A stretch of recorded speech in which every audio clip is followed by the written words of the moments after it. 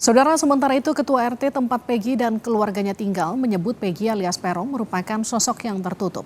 Ketua RT 2 RW 2 Desa Kepompongan, Kecamatan Talun, Aris Lemana menyatakan Peggy jarang bergaul dengan warga sekitar. Bahkan beberapa kali terakhir Peggy kerap gunakan masker, jaket, topi saat keluar rumah.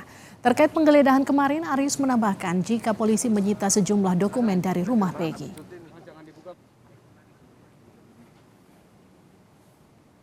Kifayah ada orang meninggal juga nggak pernah keluar, nggak pernah keluar lah gitu sama golongan kita tuh. Terakhir spesi. Saya kan ikut penyidik jadi dampingnya otomatis ngeliat.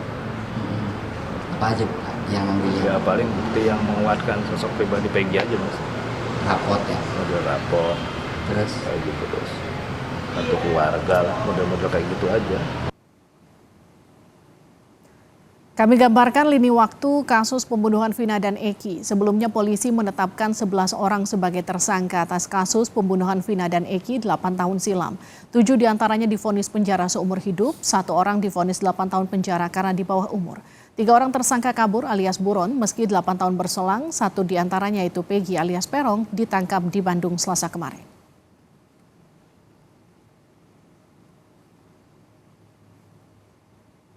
Kasus ini sebelumnya terjadi 27 Agustus 2016 silam. Tak lama berselang, polisi menetapkan 11 orang sebagai tersangka.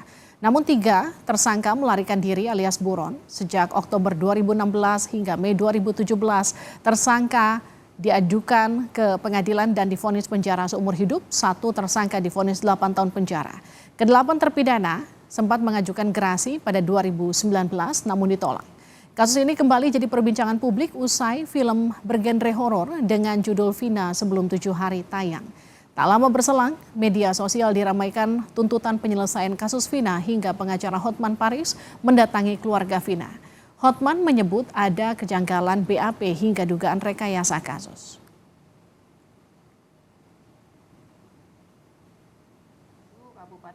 Sementara itu, salah satu kuasa hukum terpidana menyatakan ada kejanggalan saat polisi menetapkan tersangka. Kuasa hukum Rivaldi Widyaningsih menyatakan kasus yang menimpa kliennya cacat sejak awal pembuatan laporan BAP.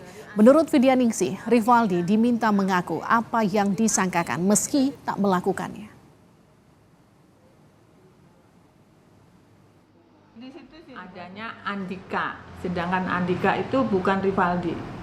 Andika di situ jelas dengan umur 23 tahun, alamat Banjarwangunan, Mundu. Sedangkan Rivaldi Adita Wardana alias Ucil itu umur 21 tahun, alamatnya di Pamengkang. Rivaldi kenapa bisa ada di polisi itu?